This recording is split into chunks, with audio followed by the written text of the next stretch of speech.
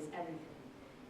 So when we think about, geez, it's pretty, or doesn't matter, we're killing fish, that's where I want you to think. Burning bush, yeah, it's pretty.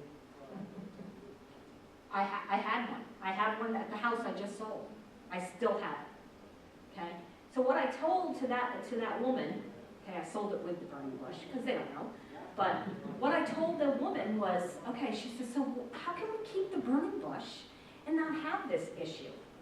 I said, well, all those flowers are going to turn into berries. So what I can do in the spring is I'll come in, I'll take all those flowers off that burning bush, okay? And that way you won't get any fruits. And probably, I don't know, you probably have 250,000 or 300,000 flowers on that bush. I'll send you a quote. I sent her a quote. It'll take me 5 days to do the 2 burning bushes. Guess what? We pulled out the burning bushes. We also went around and eradicated all the ones in the woods, and we have it under control. But you're talking, you know, if you ever go to NHTI, and look at the bittersweet that's hanging on the trees and pulling trees down. And these native trees are important for our native habitats. Like I said, 40% of our songbirds are going away. We start taking away these trees, we take away the songbirds.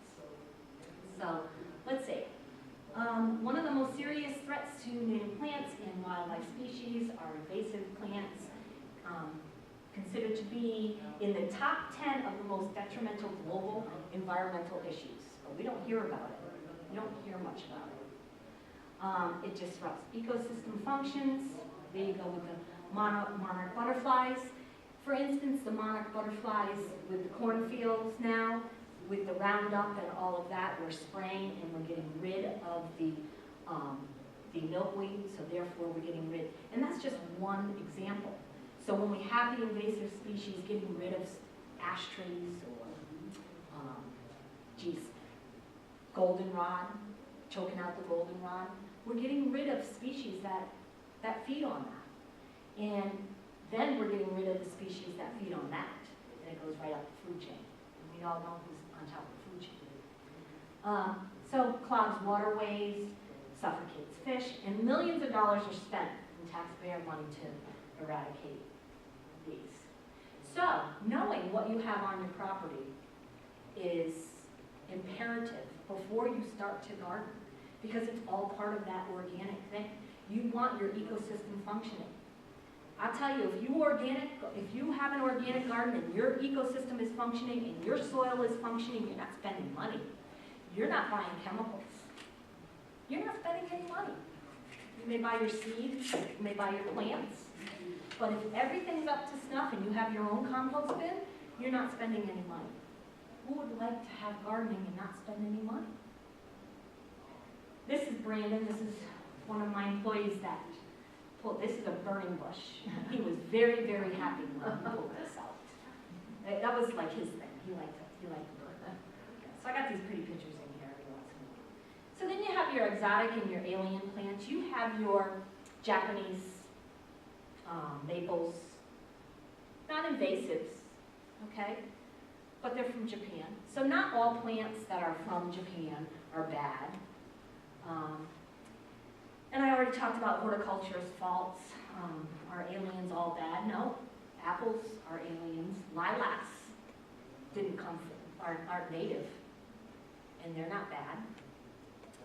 And should we use them? Absolutely, we should use apples and lilacs in our gardens. Mixtures of both exotic and native in your design is okay. But what happens tomorrow? When we rang over the burning bush 75 years ago, or the Norway maples, we thought they were great, and we didn't have a problem until maybe 10, 15 years ago. We started seeing that there was a problem with these. So using native plants, you can't go wrong. And do your homework if you're going to use any exotic or alien plants from foreign countries. And I talked about that already. And soil health. No chemicals applied within 7 years or so, and I say this at every single lecture.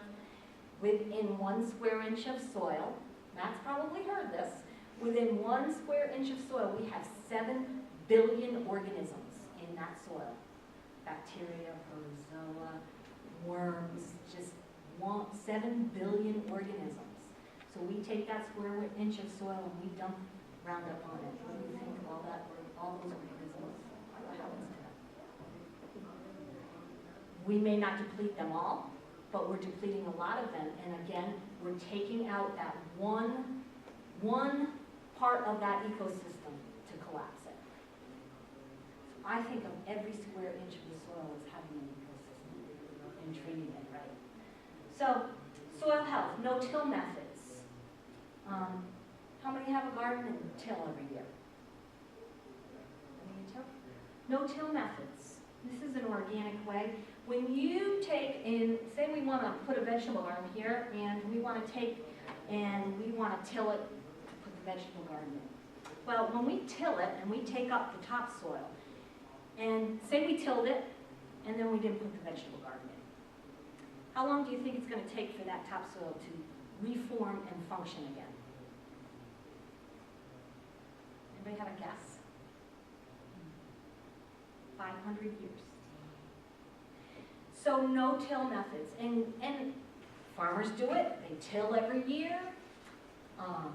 Everybody does it. They till the soil. But when you till the soil, you are disturbing those organisms. You're disturbing the structure of the soil. Okay? So no-till methods, and I'll talk about those a little bit later. Knowing your soil. How many of you garden and have taken a soil test?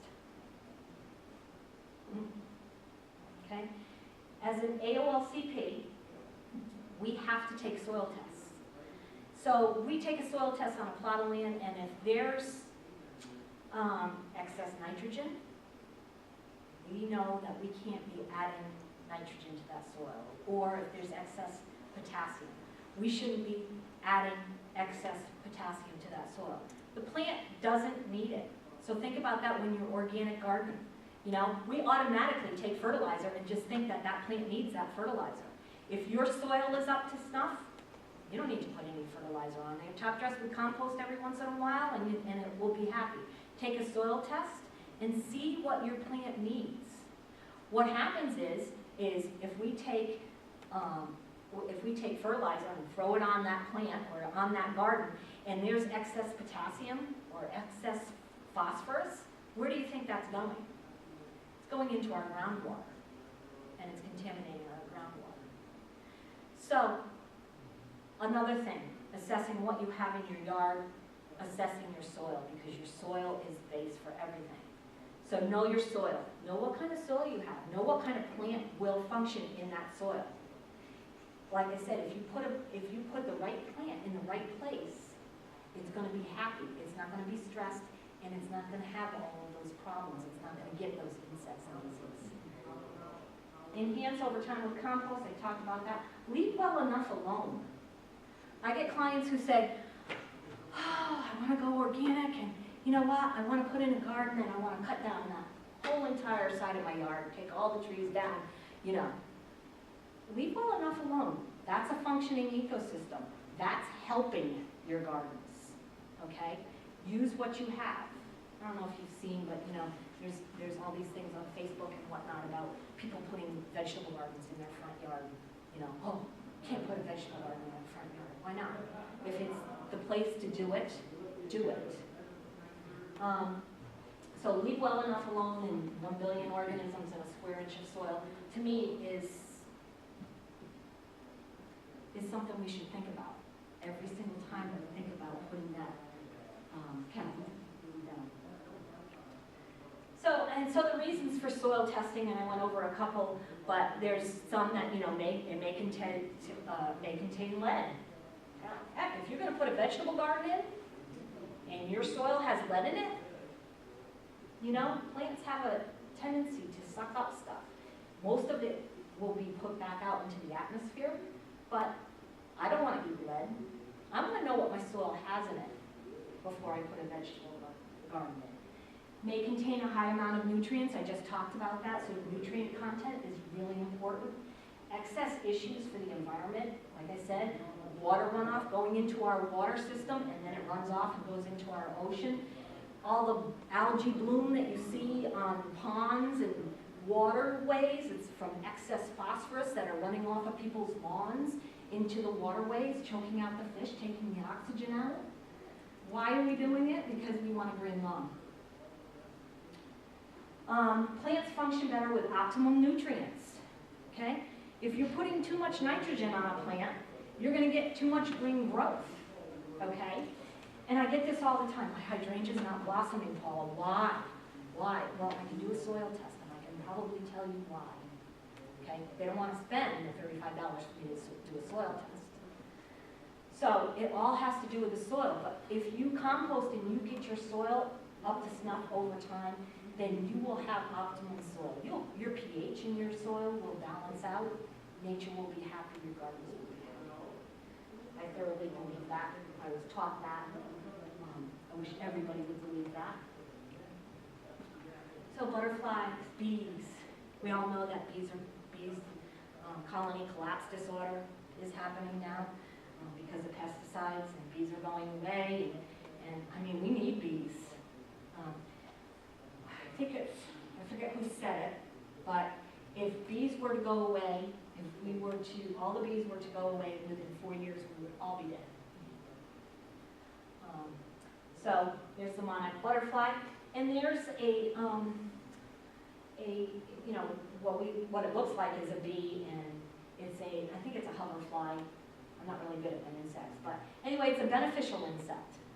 You know, we don't want to spray for things like that. When you see something, you know, when you see something like that and it's not eating your plant and it's not it's not killing your plant, we have a tendency to just eradicate it anyway because we think it's going to harm the plant. A little bit of chewing on the leaves of a plant. Most insects don't kill plants. 98% of the insects on your lawn are good insects. 2% are bad. But when we dump a chemical to kill that 2%, we're killing the other. So let's see, assessing the property, and this again, all has to do with organic gardening. What are your needs? Okay, what are your needs? You want to have a healthy garden. Where can these needs be met without interrupting the environment? Okay, identify all the plants, remove the invasives. Do you have a good biodiversity? Do you have a canopy, an understory, scrub plants, and ground cover? A lot of people take in and they have these stands of trees and then they take all the understory out because they want that neat look, okay? You're taking part of that ecosystem out. So when you're designing your gardens, having that canopy tree, having the understory shrubs, having the scrub and ground cover, and having your soil layer, you have everything that's functioning. When I design, that's what I do. I have an overstory, understory, ground cover, good soil. Water. Okay? What do? We drag out a hose. I don't know about you, but I hate hoses. Although they have those new ones that are really cool, and they work really good. But again, I have a client who is going all organic, sustainable. She owns a horse farm. She's really into native plants and whatnot. She has a barn over here, and she has a vegetable garden over here, and houses over here. And she's dragging a hose out to her vegetable garden. I'm like, why are you doing that? She said, well, I said, you have a barn right there. And she goes, well, I'm not putting water in the barn. I'm not going to hook up, put plumbing in the barn. I said, you have a barn right there. You have a barn whose roof is sloped like this, and you have your vegetable garden right here. She now has barrels all along the roof with hoses that come off the barrels that water her vegetable garden. Free. She's not running a pump. Okay? So capturing water off a roof, or if you do have a garden out in Oshkosh somewhere, okay? And I have people that say, I can't drag a hose out there, I just can't. Put a couple buckets out there and let the water let the rain take care of it. And then go out and water with the buckets. Easy. Drainage. Drainage is a big thing. Know where you have your wet spots in your yard, where you have your dry spots, because that's where you're going to put the plants that will tolerate those. Again, if you put those plants in there, they're going to tolerate those, and they're not going to have any problems. Wetlands is a big thing. I could talk about wetlands, but you need to know where your wetlands are. If you have designated wetlands that are marked, you do not want to remove any vegetation. You need to look into the laws. Soil samples. Soil samples. Do your soil samples in the fall. If you're really thinking about getting something going, do your soil samples in the fall. That way you can see what you need to do first thing in the spring. pH is a big thing. I won't get into pH, but it is a chemical-free site. I started digging one time, this was years ago, on a client's yard, and let's see, I can't read what's down there. And I was digging, putting in a garden, and it was an asphalt dump right there. I mean, there was just chunks of asphalt in it. So fertilizer and soil amendments, compost, compost, compost. That's all you need.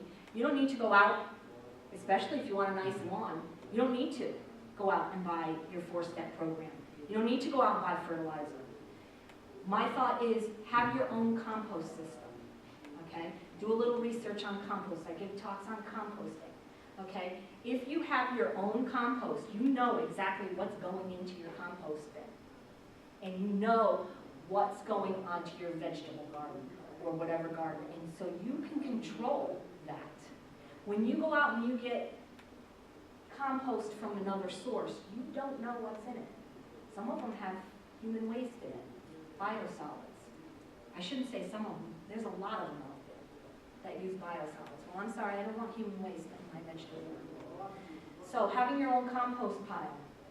Compost builds your soil over time. For instance, your lawn.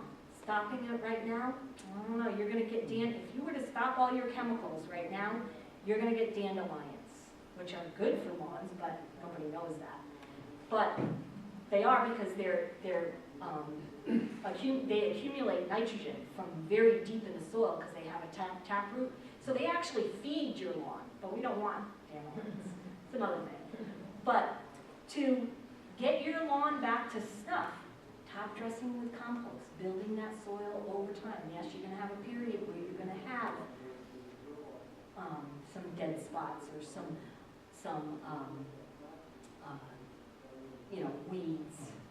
Okay, weeds are good, but so building over time, getting that compost, and compost will do it. A good organic compost. Planting holes and top dressing, I won't get into that. I just already talked about soil tests. And everybody says, oh, you know, you got to clean up your gardens at the end of the year. Well, if you don't have issues in your gardens, which you won't if you do things organically and you don't spray things and you have everything flying around and being happy, chop your perennials down and just chop them and drop them. Let them decompose into the soil. Build your soil over time. That's what happens in the woods with leaves. And then I already talked about own compost versus others. Any questions so far? I've got a few more things. No questions? Okay. So lawns and lawn alternatives. And I do this a lot because I'm not a lawn fan. And I go to people's house and they have these football fields of lawns. And and front lawns. And do they ever play on it? Are they playing on it? No, usually you play in the backyard. But, think about reducing your lawn.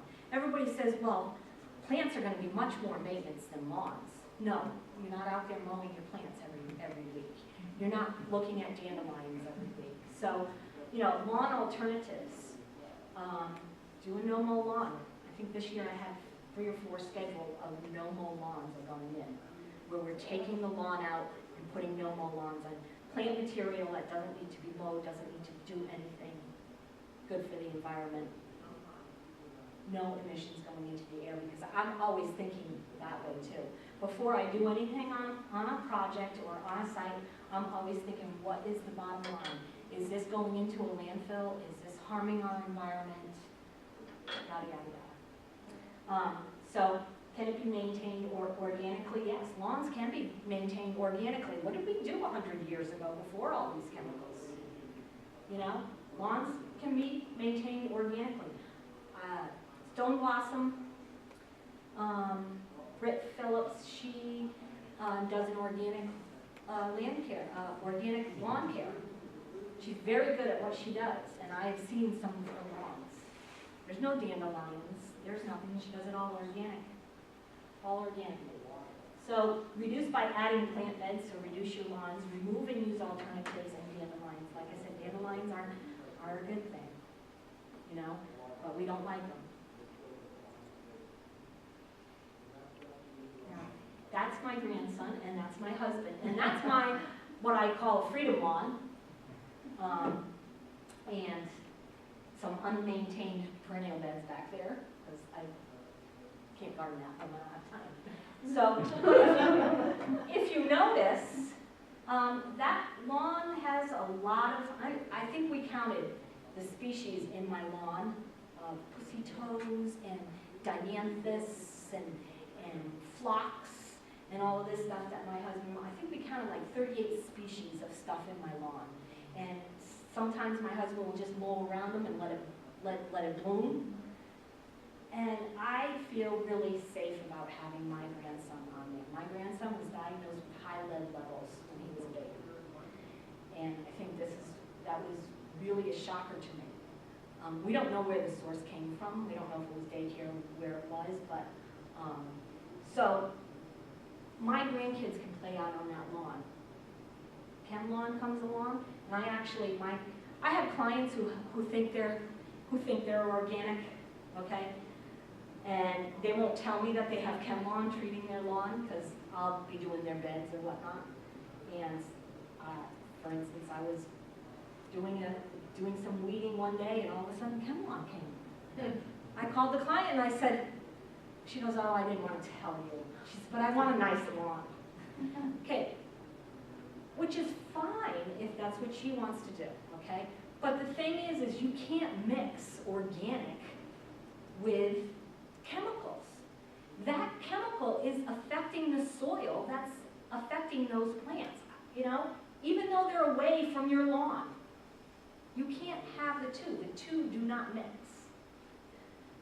So I have never, ever sprayed anything. I was in that house for 27 years. Never, ever did I spray anything on that lawn. Nothing.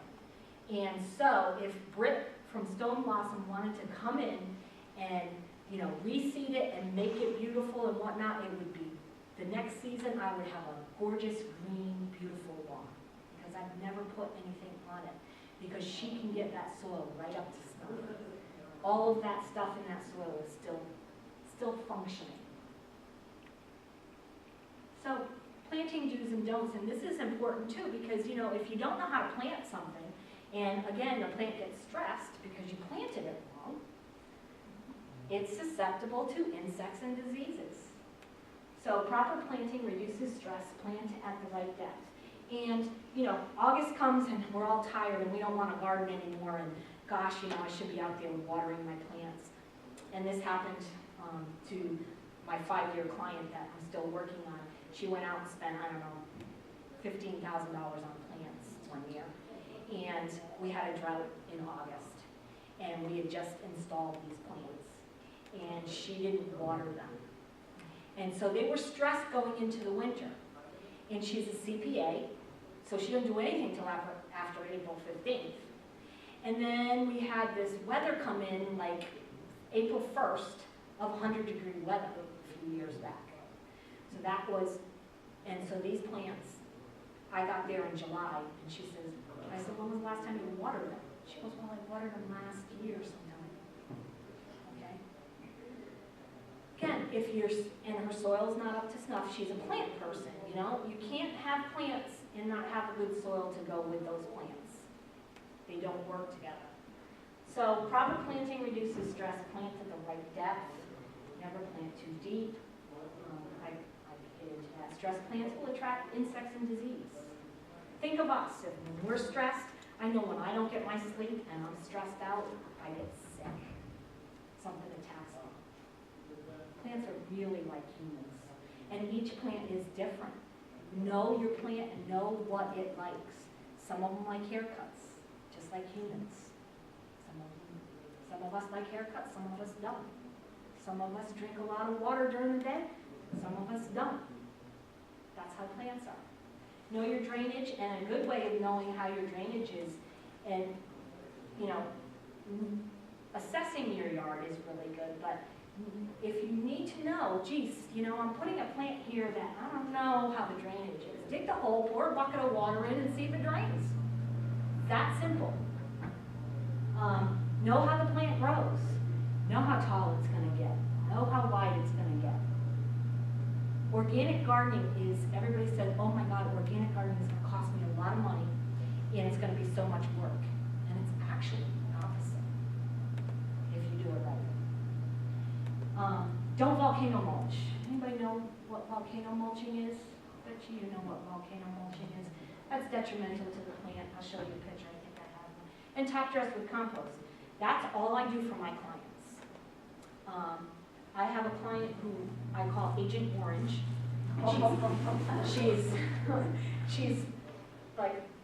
She's getting better. We started last year with top dressing with compost. She had a lot of issues, and so we started top dressing with compost, and she said to me after the first, I don't know, week or so, she says, I don't know if this is going to work, I want to fertilize. And so she did. So she fertilized. And what she did was she over-fertilized. So she had hydrangeas that were actually so leggy and so green and flopping over, and they didn't flower. And this year she's decided to let me do what I want to do. Let's try to get that Agent Orange out of the soil, because she does. She sprays for everything. She does all of that. And her husband hates it. So that's why they hired me. So know how the plant grows. Don't volcano mulch. Top dress with compost, and that's what I do for most of my clients. All we do is top dress with compost. If I could get all my clients to compost in their yard and me able to use that compost, that would be great. But using a compost that's not composted correctly is hard. So I use a compost. If they have a compost that I know has been composted correctly, I will use it, because if you don't compost correctly, you'll have weeds, and then that's just counterproductive. But I use Coast of Maine. I do some bulk material, Pro Landscape in Goffstown. What I do is when I get compost at the beginning of the season, they hate me, but when they get their compost in, I ask for a soil test. I want to know exactly what's in that compost. And you can, as a consumer, go and say, what's in this compost? Is there any biosolids?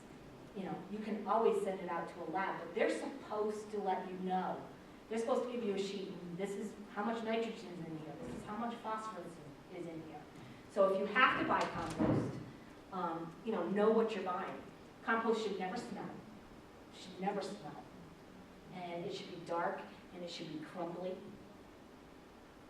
But the best thing you can do is your own compost, because you know exactly what you're putting into it. Paula, I think you had a question back here. I just have one quick question regarding compost.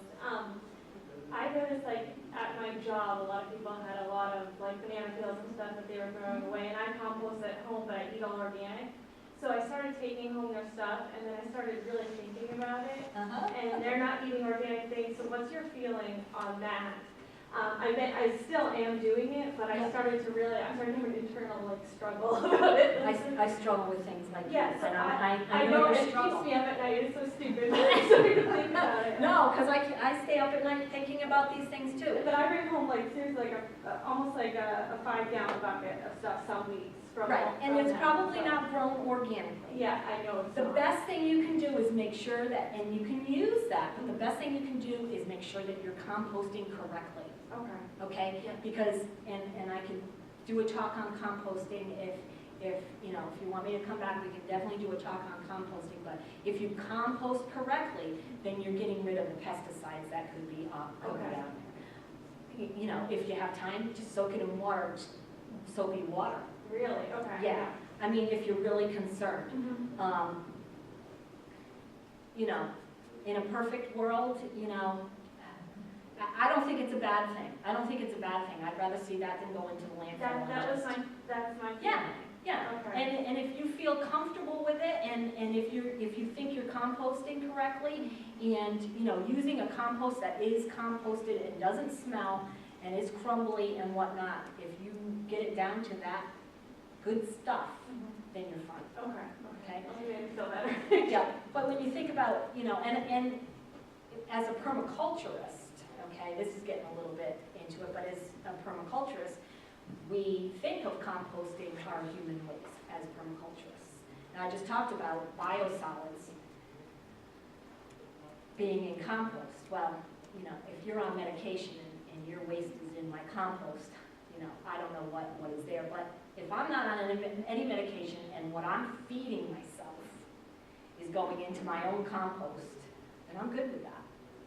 Permaculturists is a little bit different. They don't compost their own human waste because they only put organic material in. They don't use medications. They're more herbalists. So watering, again, I've talked about watering, and this is all part of organic gardening. Everybody's thinking, well, geez, organic gardening is just, you know, replacing chemicals with a product that's safe. Well, when you think of a product such as, there's a product called Scythe, which is an organic product that kills weeds. Well, you know, if it kills weeds, what else is it really killing? You know, vinegar. I use vinegar for myself. I can't use vinegar because I don't have a pesticide license. In New Hampshire, you have to have a pesticide license to use anything. If you want to even use organic or vinegar to kill something, you have to have a pesticide license. So I can't kill anything. Okay. So, yeah. But yeah, you could go to Home Depot and you could buy a gallon of Roundup and go and pour it on your yard. That's legal. Okay? So, and where was I going with that? I don't know where I was going with that. But, you know, so to me, if I need to kill something, I'm going to try to do it with a plant. I'm going to try to take a plant that attracts aphids away from my Rosa Sharon. And that's what companion and beneficial plants is. I do a talk about that. How to get plants, you know, away from plants that are susceptible to those type of things. And we have to also have a tolerance for some of these insects. You know, Japanese beetles. What do? We go out and we buy Japanese beetle traps. The worst thing to do because we're attracting the Japanese beetles to our yard. But yet we have to make some money somehow. There has to be some money made in these gardening things. So I don't buy products. I don't buy products. I use what I have.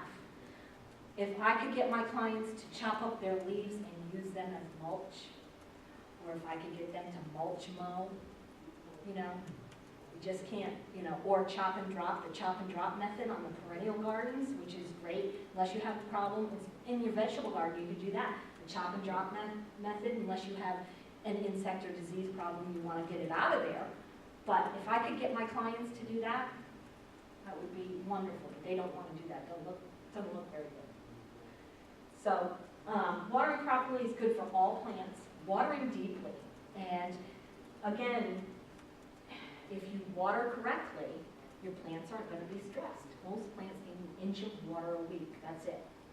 I have a client in Bedford who has an irrigation system that runs 3 times a day.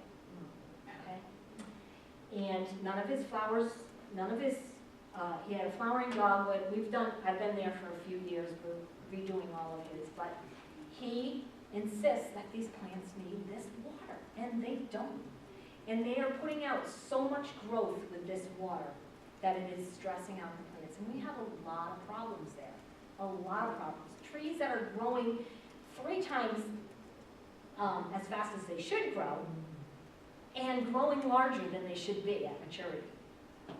And then he comes in and he hacks them away, hacks the tree out. So pruning is another thing. I think I have a slide on that. So established plants need only an inch of water a week. The more consistent you are with your watering, especially with your vegetable gardens, like if you water once a week on a Saturday in the morning, I know you're going to get rain, rain's gonna happen. And you get that inch of water, and you're watering deeply to the roots, making sure the whole root ball is saturated, your plants are better off. Tomatoes, blossom end rot. Blossom end rot's caused by inconsistent watering. And this is what happens. People in August, they got their tomato plants and they said, I've been watering, I've been doing all this stuff, the soil's not up to snuff. If the soil was up to snuff, you wouldn't have a problem, an inch a week would have been fine. But I've been watering, I don't want to water anymore. And that's what happens. The tomatoes come out and blossom end rot. They stop watering. Consistent watering, all part of organic gardening. Overhead watering is not beneficial to plants. Overhead watering is good for lawns. So if you have an irrigation system or a sprinkler, it's good for your lawn. That's it. Don't overhead water your plants. If you need to water, you take a hose and directly water saturate the root ball right at the roots. Okay? Overhead watering, roses, if you overhead water your roses, you get black spot, you get disease. If you have a crowd of plants that don't have a lot of air circulation around them and they're getting overhead water, you're just breeding insects and diseases in there. They're loving all of that. So think about that. Proper pruning is another thing. Opening up your trees, your canopy of your trees so sunlight gets in and you don't have a real dense canopy where all these insects could breed because you have these branches crossing and leaves together. Open up the canopy. You need air circulation through your plants. So overhead watering is not beneficial to the plants. And my client who has the sprinkler system going, it's all drip irrigation, which I did get him to go drip irrigation into his beds. And but he decided that right near his bed